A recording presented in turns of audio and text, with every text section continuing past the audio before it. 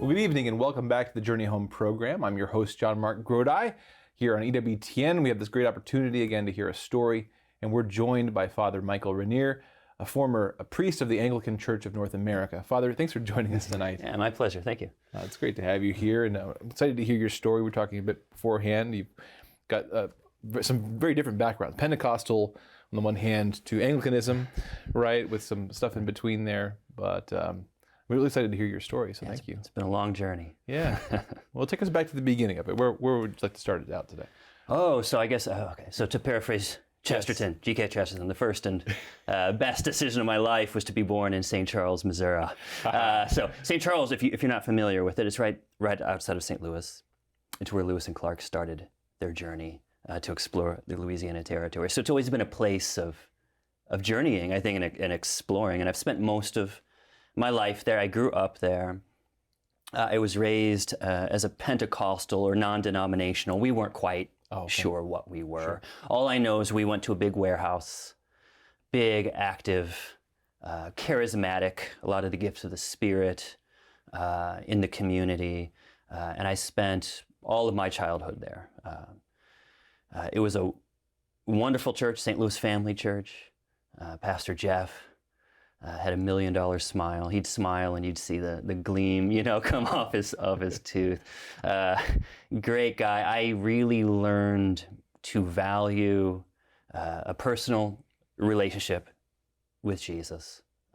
And I was always very pious, I guess you could say. Even as a teenager, I certainly had my rebellious moments. I certainly had my issues as a teen.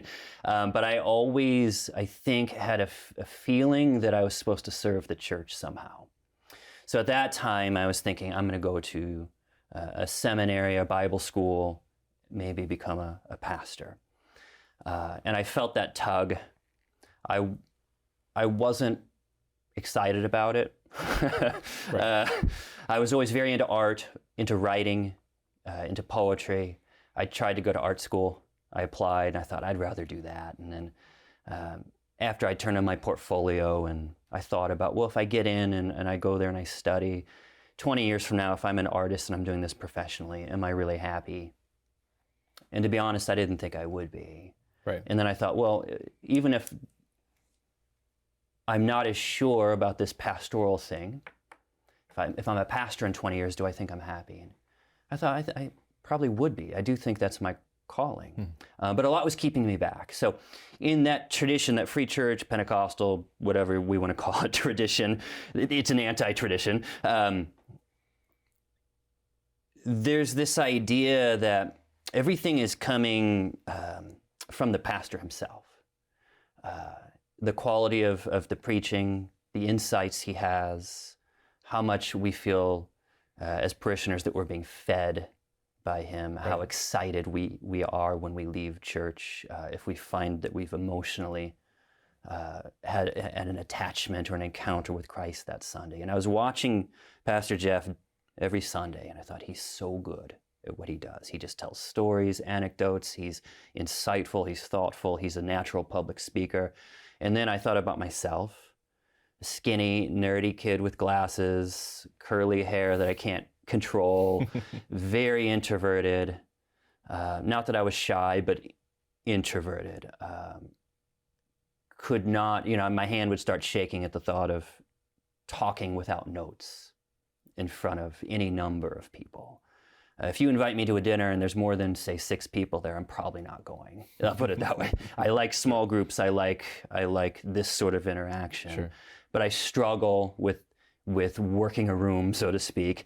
And I'm thinking about myself and I think, can I be a good pastor? Do I have the right gifts to do this, the right personality traits? And the answer was pretty clearly no. I thought, if I'm supposed to be a pastor, I'm going to be a pretty lousy one. And I think that was a lot of my hesitation.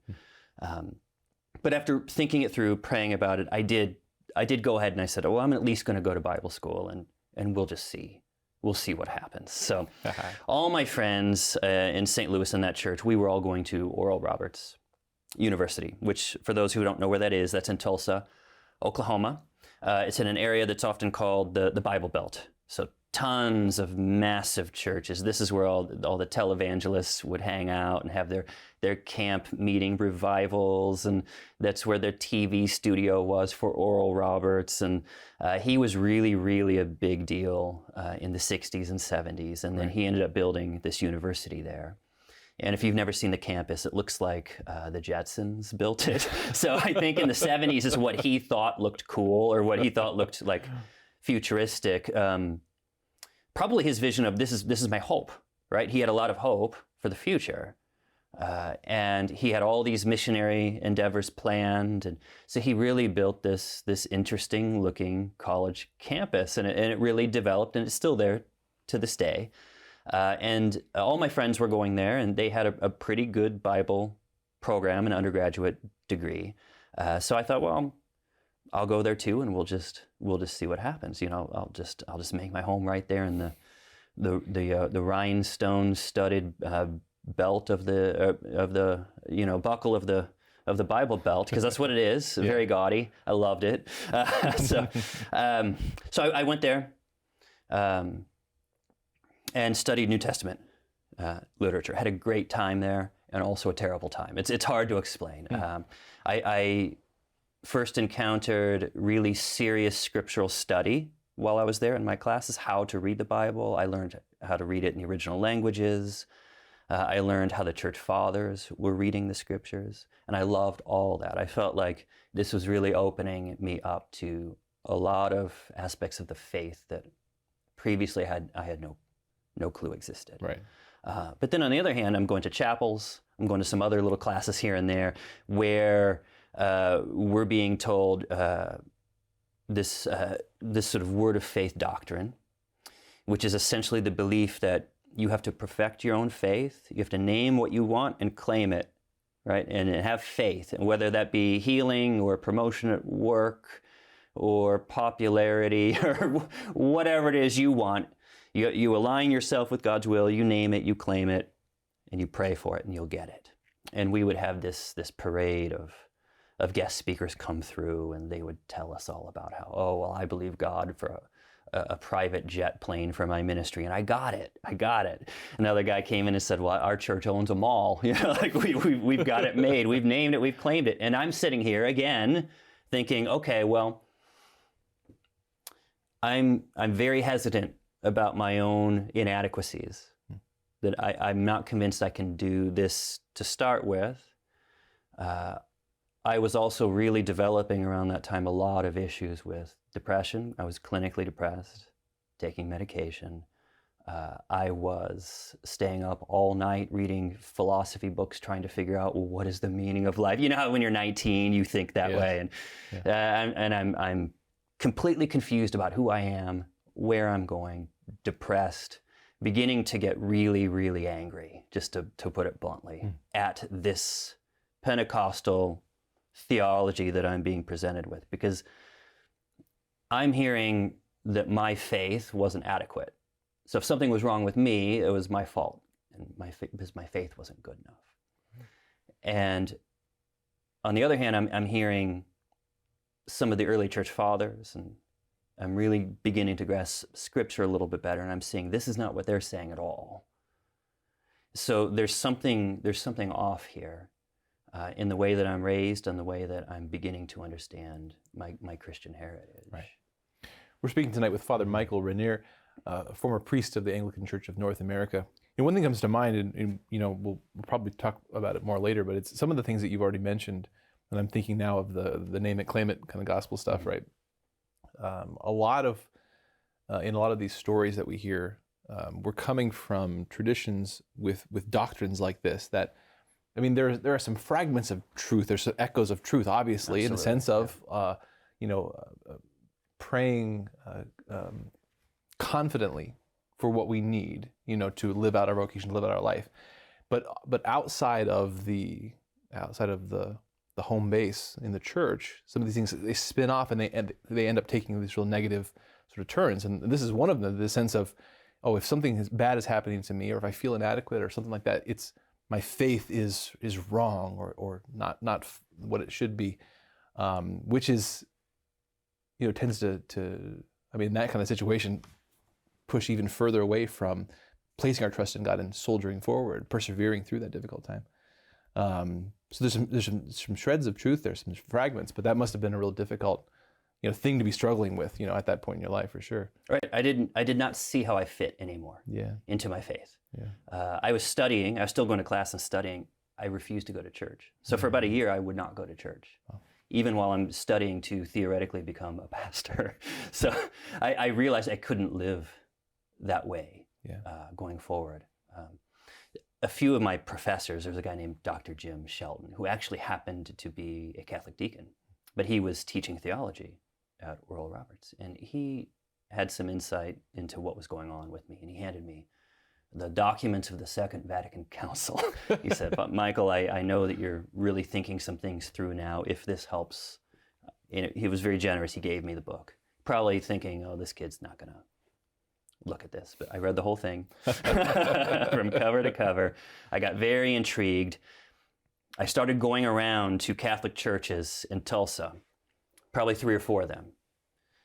And I would force the priests to do an apologetics defense of their faith to me. And they were all very kind, right? They would give me a cup of coffee and sit there and talk about the church. And I was very strident at that time, very arrogant, very intellectually oriented. And so I really wanted answers, and I would really pick at things in a way that probably wasn't intellectually responsible. What had been your opinion of Catholics up to this point from your So I thought Catholics prayed to statues, the usual stuff. Yeah, the usual misconceptions about the Catholic Church. I think I had been at that point in a Catholic church once for a Mass. My grandparents on my father's side are faithful Catholics. But I was never raised Catholic myself, but I had managed, I think, to go to one Mass with them when I was very young, had no clue what was going on. My grandmother was the lector. She was the reader at the Mass, and I just thought, oh, she's amazing. This is a rock star. As a 7-year-old kid, my grandma's up there, on the stage reading. And she's very faithful, prayed for me every step of the way. Really wonderful lady.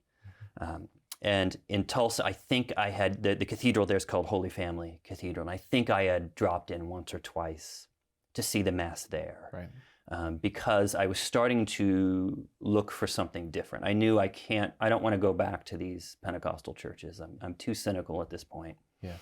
I don't know if the problem's them or me, but it's just not working, right? It's not you, it's me, whatever. We got to break up. Yeah.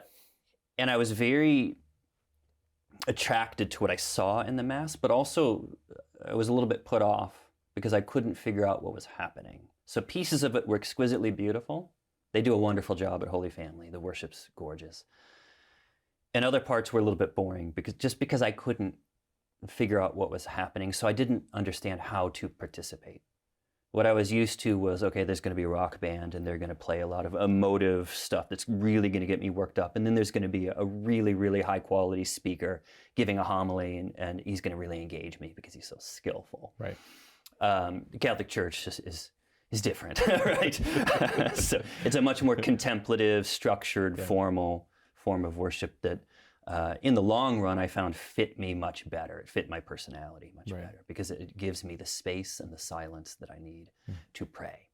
And I began to, over time, love the formal aspects of it, particularly because I know, okay, now we're going to make the sign of the cross. We're going to do it together. That's just what we do. Right. We don't have to think about it. Now we're going to kneel. Now we're going to stand. Now we're going to say this prayer. And so for me, that set me free from self-consciousness. Because in those Pentecostal churches, I was always thinking, okay, do I close my eyes and put my hands up now? Do I clap? What do I do? Because there's no instructions. Well, it's interesting, given again what you were shared about your experience at that point in your life, because again, one of the things I value about being Catholic is there's a rich variety in the charisms and the ways of praying, and they often we're met with the one that sort of makes up for what's lacking, in us, or the ways that we're weak. And so, especially at a more emotional time in our life when we're having an identity crisis, trying to figure out who we are. There's something really beautiful about having the structure and the reliability of the liturgy to sort of hold us in and focus us, when we're kind of feel like we're spinning out of control. And so finding the stability there in some of that liturgy. Yeah, and I didn't know what it was. Right. I just knew it was appealing. Yeah. I wasn't ready for Catholicism because I was so prejudiced against it. So what I ended up doing is my wife and I, by the way, I had gotten married right around that time. I've been married since I've been 20 years old. Okay. Met my wife Amber when we were 14. Friends for a long time. Yeah. She came to Oral Roberts with me. I quickly realized I think she was ahead of the curve, as she often is when it comes to our relationship. She saw the future before I did. Okay. But once I got to Oral Roberts, after about a semester, I realized, okay, she's the one. She absolutely is the one. So. And where was she with relation to the faith too? Was she? She's much more calm than I am. Okay. I think she had similar questions and was going through something of a similar process. But she's always been a little bit less hot-headed and sanguine about things. But she's gone through this conversion, this journey, every step of the way with me, which is really a great blessing, because I know other people that it hasn't been that way, and it causes some suffering, in this relationship in order to get your faith right. Sure. But it's a blessing to have been able to do it together. So we wandered together into an Episcopal church because we knew that it had that same style of worship, but it didn't have the baggage, for me at least, in terms of the Pope and Mary and whatever. So we went a Sunday morning. Again, didn't know what was happening, right? Yeah. It looks a lot like a mass, but we both found it very appealing, and so we just kept going back. We never stopped going, and then we were received formally into the Episcopal the faith, and I graduated at Oral Roberts, and then because I was Episcopalian now, I have to go to an Episcopal seminary now. So I applied for Yale Divinity School, which has an Episcopal seminary attached to it called Berkeley. Somehow got in, so I thought, well, if Yale will have me, I'll go. So we moved up to New Haven, Connecticut. And I started my Master of Divinity degree there. And everything was different. I mean, could not have been more different. So being Episcopalian in Tulsa, Oklahoma is one thing.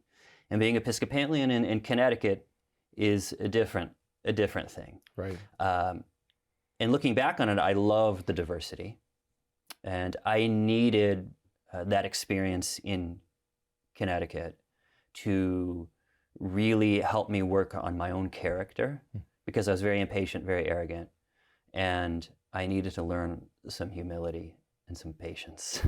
And so coming into this environment in the Episcopal Church in Connecticut, very, very, for lack of a better word, liberal, socially progressive.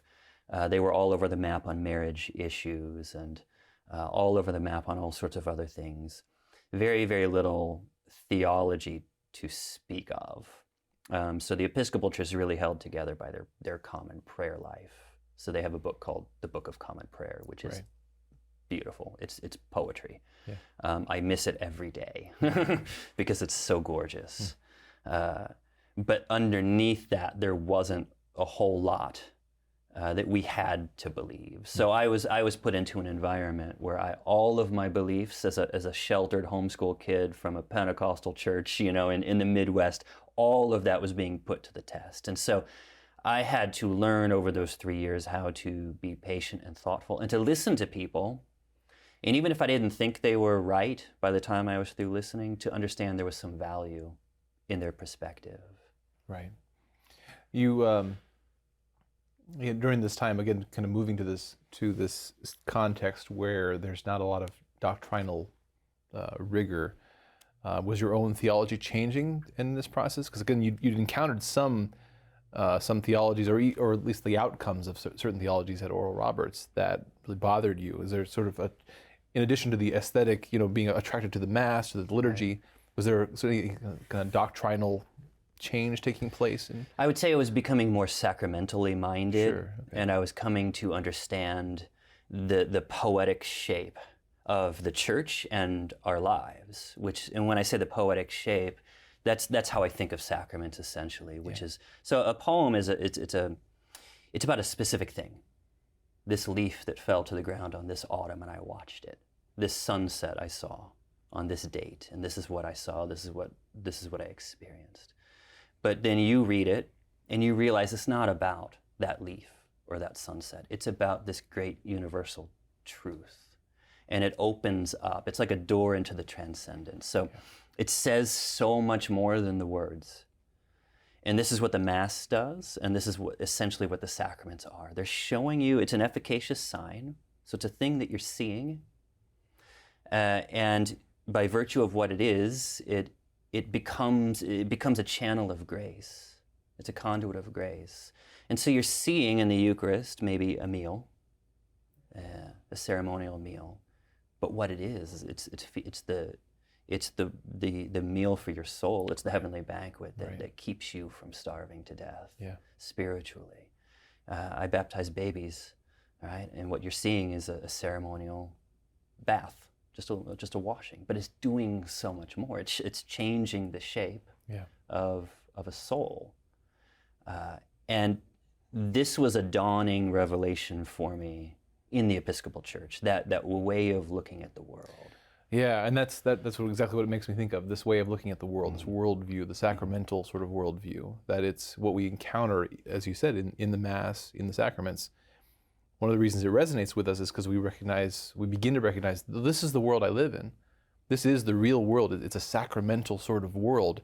And if I have a theology that doesn't account for that, let alone a liturgy, a sacramental view that doesn't account for that, I'm not quite at home yet, but what we find is that that's really the world we live in, this sacramental world with the little s sacraments, all around us, as well as, the big S sacraments that we encounter in the church. So that's beautiful. Right. Yeah, so I was slowly growing in that awareness, and I was becoming ever more attracted to beauty in worship. And when I say beauty, I don't mean the emotive, more contemporary or relevant ways of worshiping God that you'll often see. I don't want to sit here and talk them down. But true beauty, I think, takes a lot more effort, a lot more discipline. It's like having a child, right? It's a beautiful moment. And raising a child is a beautiful, but it costs you everything, right? So as a father, and you're a father, so you know it. You're taking a voluntary vow to make your life a sacrifice for another human being, and I don't know why men do that, because from the outside it doesn't make any sense. But once it happens to you, once you make that choice, from the inside it makes all the sense in the world, because you understand how much your love has expanded and how much your universe has expanded. And even though you are giving yourself away entirely, you are somehow mysteriously more yourself than you ever were before. And this is what the sacraments do. This is what the Church is providing for us. And it's so important that we make that as visible as possible. This is why I was so attracted to, at that time, the Episcopal faith. I was going to a form of worship. It wasn't the Mass, but it looked a lot like the Mass. And they were chanting beautiful polyphonic,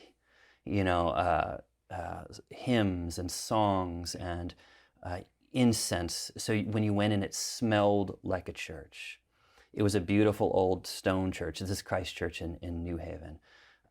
They had beautiful vestments on the priests. They put as much care as they could into showing you, because this is how human beings learn. We're imaginative. We learn by what we see and touch and what we smell and taste and hear. It's because theology is not an idea. It's a lived experience, and it very much is. It has these fundamental intellectual components to it, but it's not just on paper. But and so this poetic experience of it is how you're putting flesh to the bone. And so the more imaginative it is and the more appealing it is, the more that you see, even if intellectually you can know, that the Eucharist is the sacrament is beautiful. But I don't think we should just have to believe it intellectually. I think that we should be able to experience it. And this is so attractive to people who are in the church, but also outside the church. They're mystified by it. But I talk to people all the time, who are leaving one of my masses, and they'll say, I don't know what that was. Like, it was because it's so, we put everything we have into making sure people understand this is beautiful, it's mysterious, it's ancient. It's not easy, Right. to participate in. So there's moments of transcendent beauty and there's moments of spiritual struggle. And you have to learn how to be silent and quiet and contemplative, and we're not used to that. But even if we don't know how to participate right away, or it doesn't even appeal to us 100% right away, people leave knowing that was something. Yeah. I don't know what it was. There's some ancient loving presence there, and I want to know more about it. Yeah. Well, it's a faith that's designed for humans, right? Because we're not merely intellects. You know, Right. we're the whole person, and so the smells and bells are not inconsequential.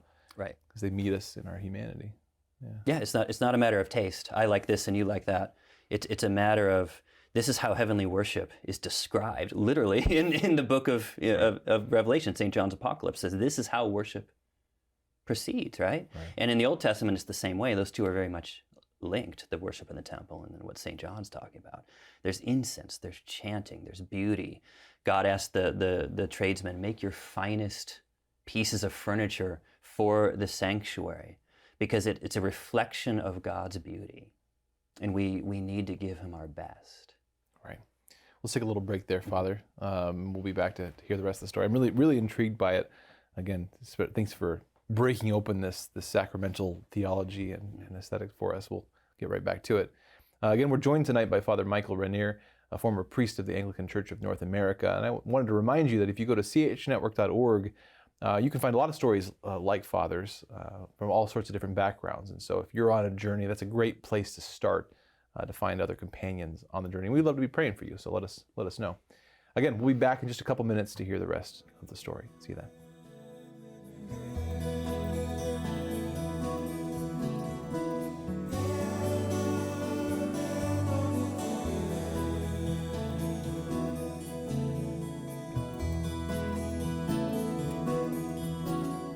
Welcome back to the Journey Home program. We're entering the second half of the hour tonight, joined by Father Michael Rennier, former priest of the Anglican Church of North America. I'm really enjoying your story, Father. And before the break, you were really digging into, again, the sacramental reality of the liturgy and of the world, you know, and how those speak to each other. And you were encountering a lot of this as you got involved in the Episcopal Church. Pick us up there, and what happens next? Yeah, so I'm at Yale Divinity School. I'm studying to become an Episcopal priest. I am really developing a sacramental worldview. At that time, certainly, most Episcopalians will tell you that they are in some way Catholic, small c Catholic, but they have this understanding that they're in a sacramental tradition. And we won't debate that. We'll just say that I believed in it. So I believed in some way I was becoming a Catholic priest. And I was really developing a sense of what that meant. And I was beginning to look forward to it. And I saw that it was something that I did have a vocation for. Not because I had become a wonderful, public speaker or charismatic or was a better Christian than anybody else, but I was seeing this formal sacramental way of worshiping, right, in which I could be a piece of it within my role that I felt God was assigning me to, but I didn't have to make it work. Right. I could show up and I'd try my best. I'd try to give a good homily. I'd try to say the prayers with some feeling, but ultimately God was there, sacramentally, regardless of my performance. Yeah. And so that was enormously freeing for me. Because suddenly I understood it. This is about God. I'm being called to serve God. And I don't have to make or break people's spiritual experience every single weekend. And so once that clicked, I was 100% full steam ahead. So I began seeking ordination in the Episcopal Church. Now, I'm not the greatest theological mind out there. No one would confuse me with a systematic theologian or, Hugo Rahner or anything. But I knew enough to understand that the sacramental worldview encompasses marriage as well. A marriage between a man and a woman, and for the purpose of having children, and it's the reflection of God's relationship with his church, the bride of Christ. Now, the Episcopal Church, it's questionable if they believe that anymore at all. Right. I'm not sure what they believe on marriage. So I was in seminary between 2003 and 2006. And shortly after I got there, the Episcopal Church began to fall apart over these questions of marriage. And I knew enough to understand I don't want to go this other way with this redefinition of marriage that doesn't seem to be scriptural in the least, or even commonsensical. Right. So I ended up sort of sliding into a group that was reforming itself called the Anglican Church of North America. That's still very much in the Anglican tradition, which the Episcopal Church is as well. At this point, they're almost like cousins that don't talk, but they are both in the same tradition and worldwide Anglican communion. But I slid into that because I don't think I was ordainable in the Episcopal Church at that point, because I believed in marriage. Yeah. So I was ordained by the Anglicans, and I was given basically a mission. About 14 people in Cape Cod, Massachusetts, through a mutual connection, a priest I had interned for. One of his parents-in-law lived in Cape Cod, and they were trying to form an Anglican parish on Cape Cod, Massachusetts. Their Sunday attendance was 14 people. They invited me up several times the last year I was in seminary to preach and be with them and get to know them. And then finally they asked, when you graduate and are ordained, would you like to be our pastor? And for some reason I said yes. I don't know why, because 14 people is not a whole lot to practically speaking, to pay your salary. And at this time, our first child is on the way. But I felt like it was the right choice, took a leap of faith, went out there and had 5 amazing years planting a church with this lovely group of people, the Anglican Church of the Resurrection. I became involved with a second campus on Cape Cod, the Church of the Good Shepherd. Never the biggest church around, but we ended up having average attendance of about 100 by the time I left. And I learned how to be a pastor there. I learned a lot about myself, a lot about how God wanted to use me and the ways in which I needed to get out of the way. And I was not unhappy. I loved everything about my life there. Right. I lived a mile from the beach. I was suffering for Christ, in this area where people literally come, where tourists flock to every year because it's so nice, and I get to live here. And we had made great friends there. We felt very comfortable there. And I wasn't even necessarily questioning a whole lot about what the Anglican beliefs were. What happened, I think, is people would ask me questions over the years, and I would find the clearest and most concise answer in, I had a catechism of the Catholic Church. And I said, well, what does it say here? I'd go there first, because Anglicans really don't have it written down anywhere. So I thought, okay, well, that makes sense, and I think that's roughly what the Anglican Church believes anyway, so I'll tell them this about this question. Yeah. And then I thought, well, I'll just read it all. And I'll just stop, or I'll circle the parts that I disagree with, and I'll remind myself why I'm Anglican. And so I read it, and I got to the end, and I thought, oh, well, that all seems right. Why does that all seem right? So then I felt like there was a burden on me at that point. Not that I was unhappy, but simply, okay, John chapter 17, this great high priestly prayer of our Lord, one of the last things he does before he goes to the cross is he prays for the unity of the church. They may be one so that the world may know, right, that I am God. And I'm thinking, okay, so that's his prayer. That's his deepest desire for us. And this is the church. I do think that. At that point, I did think this is the church, the Catholic Church. I think I'm somehow maybe doing church as well, and I could happily do it for a while longer. But if I don't see a reason not to be Catholic, I should just be Catholic, right?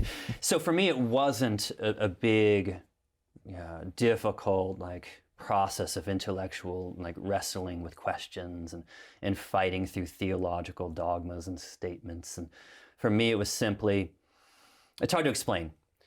It's like a child knows his mother. He knows his mother by the way she talks, by the way she walks, by the shape of her neck, the way she holds him. A child simply knows his mother by who she is. She doesn't have to tell her baby, I'm your mother, remember. He knows. And I discerned that in the Catholic Church, by the way that she walks, by the way she talks, by the way she holds herself, the way she prays. I recognize this is my mother. Yeah. So what child, having figured this out or discerned this is my mother, would stay away? So at that point, I'm doomed. I have to be Catholic, and I think really in obedience to Christ and His wishes, but also simply this is my spiritual mother. This is my spiritual home. That home, that's exactly what I was thinking. That's why we make the somewhat bold proposal here. This is a journey home, right? That it's not just the intellectual journey, but there is something kind of a totality to it, an integrity to the whole, that it meets us as Christians, and we really do find a home in the church. That's experience that we've heard from so many people. So it's right. Yeah, it's very hard to verbalize what it is. I think it was Cardinal Newman when someone asked me, because everyone asks you, why'd you convert? Why'd you convert? You said, I don't know. I have no answer for you. And Cardinal Newman would say, this is really not something you explain, like we're doing right now, I suppose, between the soup course and the dessert course. You can't put it into a neat little lecture. It's a gift. Faith is a gift, and it's not like I earned something or was smarter than other people. Mm-hmm. It's God offered me something, and I saw it, and I accepted it, and that's really all there is to it. Yeah. So we made some life changes. I had 3 children at the time, owned a house, had a job, all in Cape Cod, Massachusetts. I'm from St. Louis. I asked in Boston, which, Cape Cod's not far from there. I said, well, if I was to convert, would you have a place for a married priest in the diocese here? And their response was, well, essentially, what neighborhood did you grow up in in Boston? And I said, well, I'm from St. Louis. And he said, well, it's not the place for you, right? So very, very parochial. And I got the message. And I thought, in the end, it's probably better to go home anyway. All of my family's in St. Louis, and we were starting to notice, the children aren't seeing their grandparents enough and their cousins and so on. So I quit my job, sold our house, we moved to St. Louis, all with no promise that I'd ever be a Catholic priest. Right. I had a meeting with, at the time was Archbishop Carlson in St. Louis, and I told him what was on my mind, and I asked him if he would at least be willing to discern an ordination process for me, which exists. It was created by Pope St. John Paul II. It's called the Pastoral Provision, and it's for former Anglican clergy. And it allows us to be received and then ordained, even though we might be married. Right. And he agreed to discern that with me. But of course, there's no promises. Right. And this all comes down to permission from the Vatican anyway. So it's not as if he was in charge of the whole process. But one of the things I talked this through with my wife, and one of the things I really came to discern and be very clear about was I want to be Catholic, whether I can be a priest or not. Yeah. And that was a very difficult decision to come to. I remember almost crying in front of a statue of the Blessed Virgin, just saying, look, I thought my identity was as a priest. Maybe it's not. In any way, I don't own the priesthood. Whatever is happening, whatever this charism or this grace is that comes sacramentally to ordained priests, it doesn't belong to me. And so I gave it back to Mary, and I asked her, keep it safe, and please allow me to be ordained, if intercede for me on that, because I still really thought that was my vocation. And I knew I could do something else the rest of my life, and I would never regret having become Catholic, particularly because I wanted my children to be raised Catholic. Yeah. So it was all up in the air. And I hung out in St. Louis, and the Archdiocese gave me these odd jobs, and I did all sorts of stuff for about 4 or 5 years. And they told me I was too young. The Vatican said I was too young I wasn't ordainable yet. I came into the Catholic Church officially at the age of 30 with my wife and then our 3 children. I think I was 30, maybe 31. But they made me wait until I was 35, and then they said, okay, we'll ordain you now. So I was ordained a little over 6 years ago. Wow. as a priest for the Archdiocese of St. Louis, and have had a wonderful time ever since. Beautiful, Father. Thank you. Let's talk a couple things I wanted to circle back around on, but in terms of just tell us a little bit more about your ministry now in your parish, and what and your family? Update us on. Yeah, your sure. family. So the family, more children. We have 6 total. Beautiful. Now, so the younger 3 were all born as Catholics. That's all they remember. They're very devout. The kids are. They put me to shame, and it's really a blessing to see some of the things that I had to struggle for, to come to terms with, things that I just simply didn't understand as a convert, things like Eucharistic adoration or the Rosary, or some of those devotions that were not part of my prayer life. I converted, in fact, saying, I don't think Eucharistic adoration makes sense. I've changed my mind on that, but my children, they simply accept it very naturally, and it's very beautiful to see the innocence with which they accept their Catholic faith and how deep their faith is. Yeah, that's something I really appreciate. I mean, so I had a bit of that from my father coming into the church. I was still aware of it, so it was still new to me. But now, particularly, my kids, like you said, it's natural to them. Mm-hmm. It's normal. It's familiar.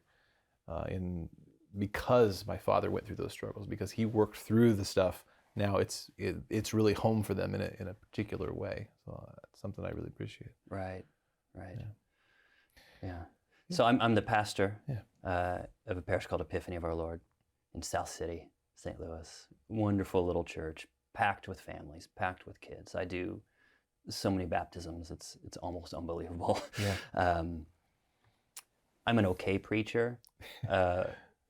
But the kids, luckily, are so loud. And they're trying their best. You know how kids pray. They just have to move. That it's hard to hear me. So I think, thank you, children, for helping gloss over that weak part of my homily.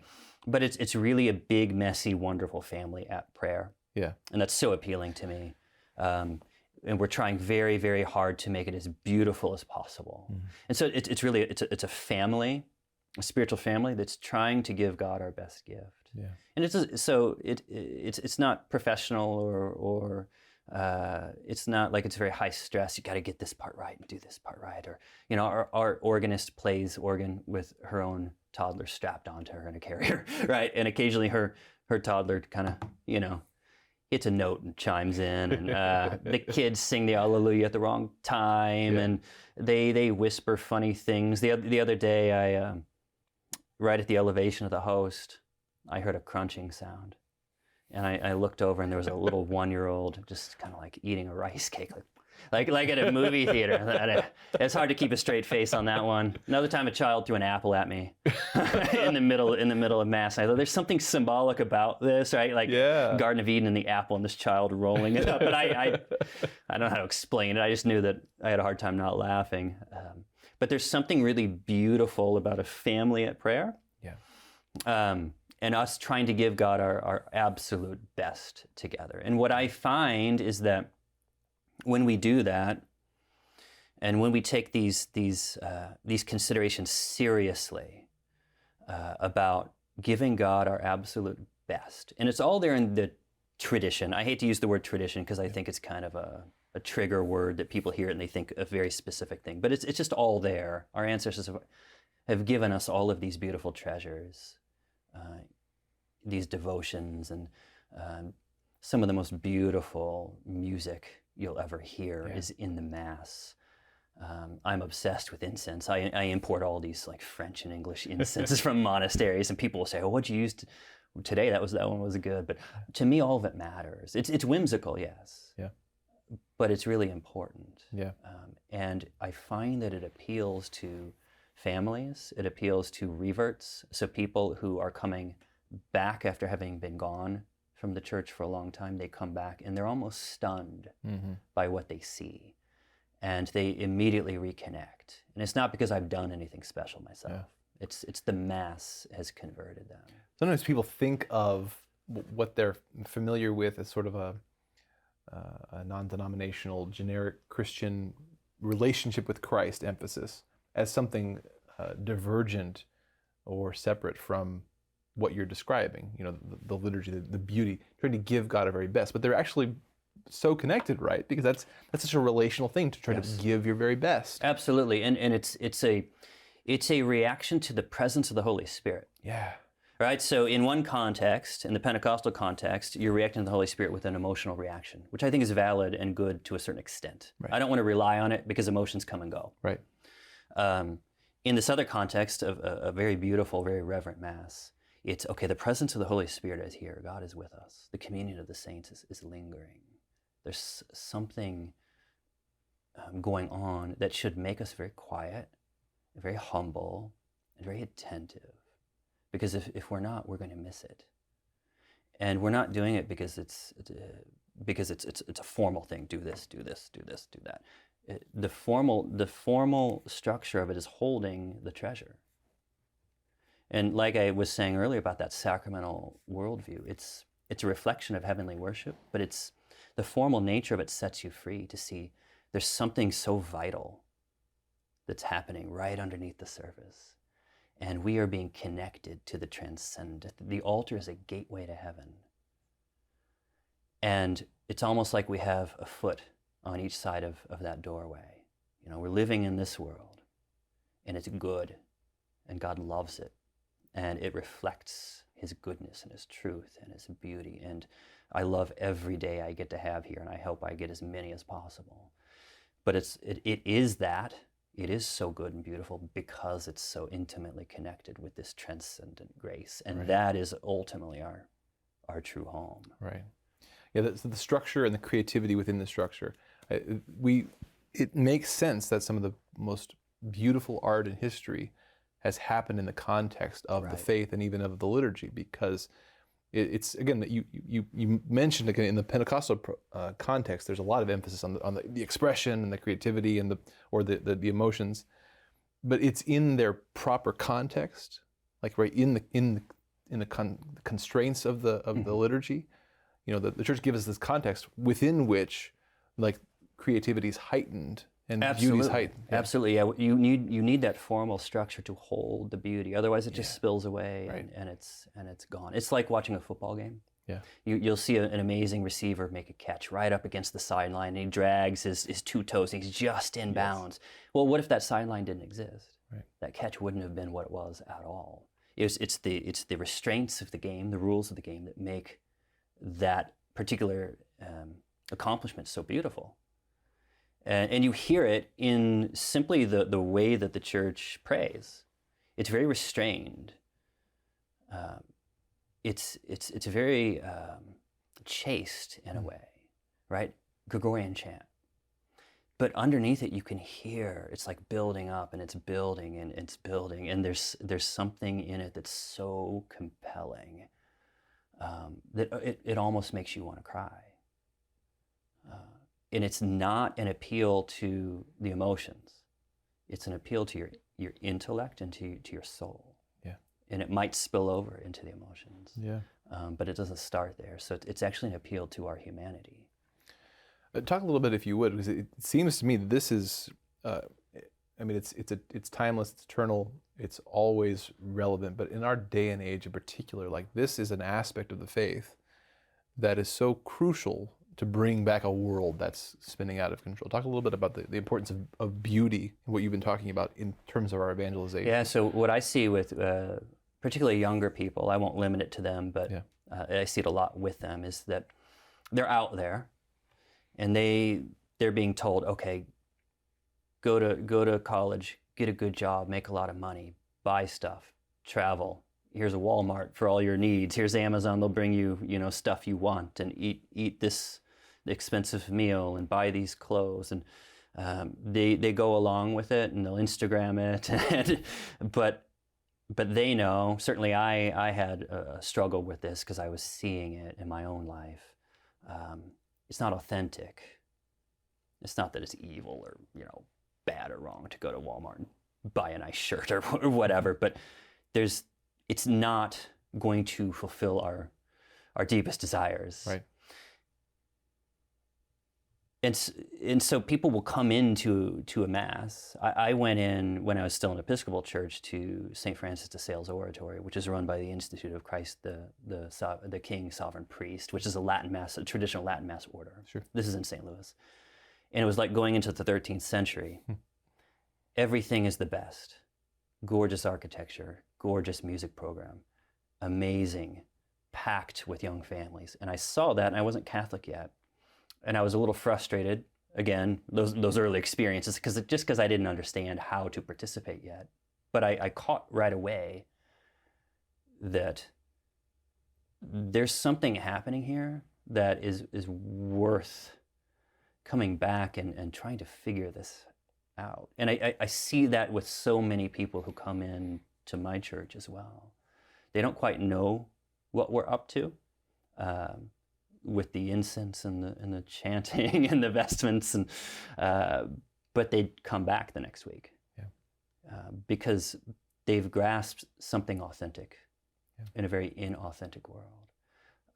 So for me, right, I was pulling in from my background all these issues. I didn't know where I fit in. I didn't know what my future was. I was depressed. I didn't understand the meaning of my existence. And here I'm encountering, okay, well, I don't have to make myself. I don't have to create myself or create my own meaning. But the Mass, and you mentioned earlier about the creativity of it, right? It's the heart of creativity. This is my body. And all of a sudden, right, everything, like the cosmos springs into being. God said, let there be light. In the beginning was the Word. This spoken word, this divine communication, this poem, I very much think the Mass is poetry. Yeah.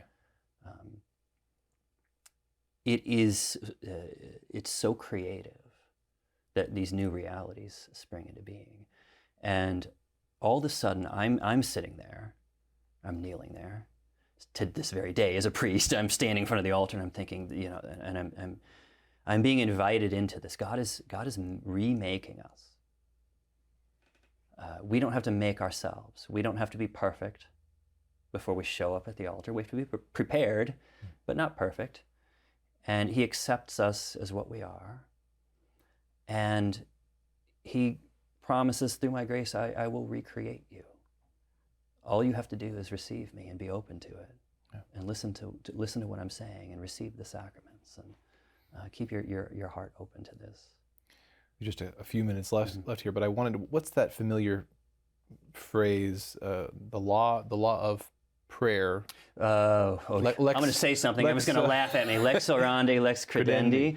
I mean, it seems to be a really important point here. That is, I think sometimes we think if we get the intellect right, we get the information right, then what will be produced from that is right living, right prayer. But I think sometimes it's the other way around. Where when I love the phrase you used on the show tonight is when we try to bring God our very best.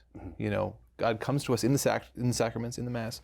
When we try to bring Him our very best. Well, what flows from that, I think, are people who believe rightly because they've approached God rightly, right? From that prayer, that prayer of trying to bring God our very best, flows the belief. And I think maybe that's, we need to think about that in terms of this crisis of belief in the church, that I think about it with my own children, right? If I want them to believe rightly, well, I need to pay attention to how I invite them to pray and what they're seeing. That's right. Yeah, if you say the Eucharist is this important, you need to show it as well. Do you mind if I cynically plug my book? Please, okay. Please do. I have a book coming out with Sophia Institute Press. It's either out very soon now or will be, called The Forgotten Language. And in it, I unpack a lot more of my own experience with coming to an understanding of the poetic nature of the Mass. And I unpack a lot of these little things that are going on in the Mass and how they affected me. And I think how they affect other people as well. So hopefully that would be worth reading if anyone's interested in what we've talked about. Yeah, one more time the title. The Forgotten Language. Forgotten Language. No, that sounds wonderful. From Sophia Institute. Awesome. All right. Well, thank you so much, Father, for sharing your story tonight.